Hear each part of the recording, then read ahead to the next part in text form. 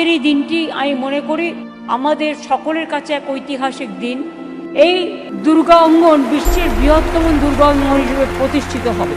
সেই দুর্গা অঙ্গন হবে বাংলার সাংস্কৃতিক মিলনস্থল, যা দেশ বিদেশে লক্ষ লক্ষ পর্যটকদের কাছে বাংলার শিল্প, বাংলার সংস্কৃতি, বাংলার বৈচিত্র্যের মধ্যে ঐক্য সেটাকেও তুলে ধরবে। দিনে 1 লক্ষ দর্শনার্থী আসতে পারবেন এখানে। 365 দিনই এখানে মা দুর্গা পুজোর নিত্য আঙিনা হবে এবং নানা রকম সাংস্কৃতিক প্রোগ্রাম দেখতে সুযোগ পাবেন। সংস্কৃতি জগতের অনেক কর্মসংস্থান হবে, সেলফ হেল্প গ্রুপ, অনেক দোকানঘাট তৈরি হবে। মানুষ একটা তীর্থক্ষেত্রে গেলে অনেক কিছু কিনতে চায় লোকাল, সেই সুযোগগুলো হবে, অনেক এমপ্লয়মেন্ট জেনারেশন হবে। আমরা এখনও মনে করি ধর্ম যার যার, উৎসব কিন্তু সবার।